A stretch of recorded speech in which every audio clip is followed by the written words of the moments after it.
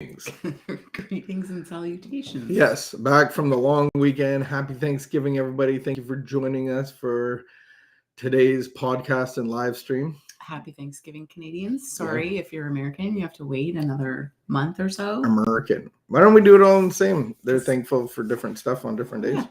They had different events happening. What are you most thankful for this year? Did you have one thing in particular? I don't know if I had one thing in particular, but I just feel very grateful for just an overall attitude of gratitude. Oh, you? I think I'm most grateful for our new space that we meet in and that we get to work out of every day. I think that is probably the biggest thing. Seeing that all come together.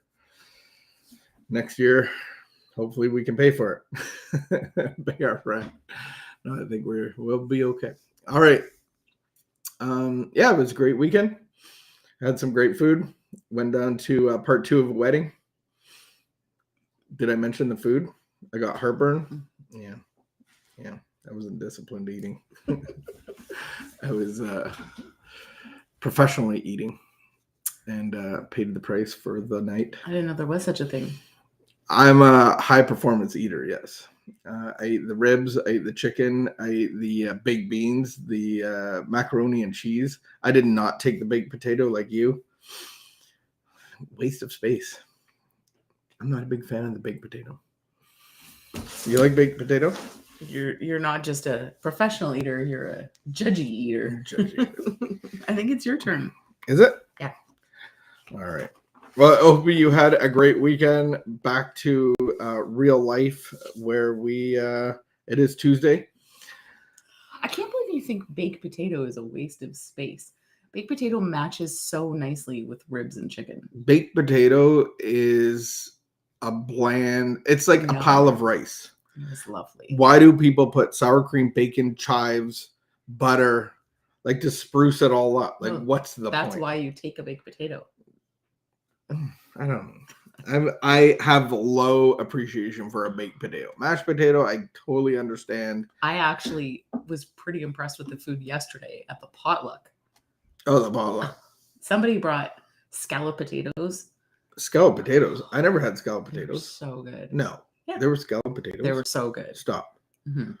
Huh. Mm-hmm. I missed that. Mm-hmm. There was like 4 things of potatoes. We could have fed 100 more. 100 more people. It was amazing. I don't know that we've ever had not enough food at a I think UCC there was potluck. one day that we didn't have as much food as we thought we would. Oh.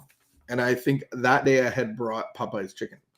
Oh, yeah. Last night there was more food than it was a little bit ridiculous. All right. But everybody will be eating it all week. So we're still feeding people. So there. Is it October 11th? It is. All right. The wife of a long-standing habit of managing her husband. The wife with a long-standing. The wife. No, the wife. The wife with a life of management. The wife with a long-standing habit of managing her husband may not even realize she is constantly directing and admonishing him. Don't wear that blue shirt today. Wear this one. It's almost time for church. You'd better get ready. Don't take the car out in this weather. You've made 4 AA meetings this week, and the kitchen needs painting. Trifles, yes. But such an attitude deprives the husband of all freedom of choice, all dignity, and manhood. She plays the mother role and treats him like a child who wouldn't know what to do without being told. Oh. If today's reminder, if in the troubled drinking years I unwisely assumed responsibility that should have been my husband's, I will now break these habits of managing. I now realize through my 12-step experience that sobriety might have come much sooner if I had been able to stand aside and let the alcoholic suffer the consequences of his own choices. I will respect his rights as an individual. Period. Quote of the day. Each of us has the right and obligation to make our own decisions. It is character destroying to usurp that right. Usurp? Usurp. What does usurp mean? To usurp. So if like a king is on the throne and like his people have an uproar, they usurp the throne. Usurp the throne. I hope there is no usurping today unless it is needed. If I'm on the throne, usurp it. It's not for me to sit on. Well, there's a lot here that I could get in trouble for. I think that, yeah, I do this to you. I do it to you all the time. Do this, don't do that, do this. I think we do it to each other. I think we do it to each other. And at first, I think people like it at first. I think that there can be, the alcoholic, let's say in the marriage, in the early years, yeah, a lot of people can be like, it's good. Oh, it's helpful. But then you get sick of it. So I was just thinking about the example that they gave of like, oh, don't wear that blue shirt today. Like that can seem endearing. Probably at the beginning, the younger married couple, he's like, oh, she's trying to dress me. Maybe he's okay with it. But then further down the road, like, then you're just accused of nagging. So what happens? You're just nagging. If like every day I'm eating McDonald's, like wouldn't you say something though? Like what if I'm doing something that's destroying my body? Okay, hashtag McDonald's. But I'm eating fast food every day at lunch, or I'm not packing lunch, I'm buying my lunch. I know, but people are going to do things that aren't necessarily good for them. And what changes them has to come from the inside. See, it's tricky when you cohabitate. It's a very tricky one because it's like at some level, don't we want the best for each other? And then how do I know what's best? And then how do you know what's best? But if I'm hurting us financially, buying my lunch, and you're going out of your way to make lunch and bring lunch, this is a real incident. And I'm going to buy lunch, and then I buy your lunch too because I'm just excited, happy, joyous, and free. And you're like, I brought a lunch. And then what if I'm actually hurting our bank account? Or what if I'm actually hurting my own body by eating junk food? Like, isn't it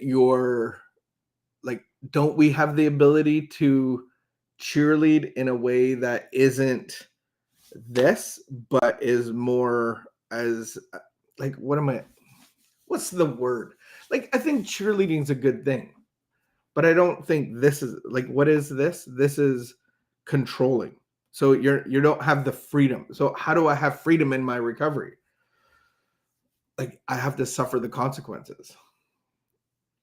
We have like so do I have the right to say something that I feel is harmful to you? Or do you have the right to say something to me that is you feel that's harmful?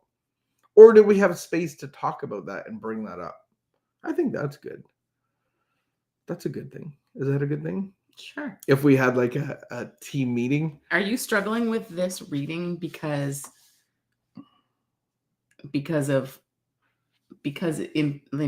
like I don't think that what you're doing to me now, like last night, trying to like pep talk me into getting up this morning to work out, give me a little pep talk and a little reminder of why I need it, and the doctor prescribed it, and it's good for your mental health, and you're going to feel better, and you're not like normal people, you need to work out. And then if I get up in the morning and then I don't work out in the morning, don't you think that like there's a bit of a difference around that? So it depends how you treat me this morning when you see like, she didn't get up and work out. How you treat me when you come in the door and you realize like, she's not out of bed. I think that's what makes the difference.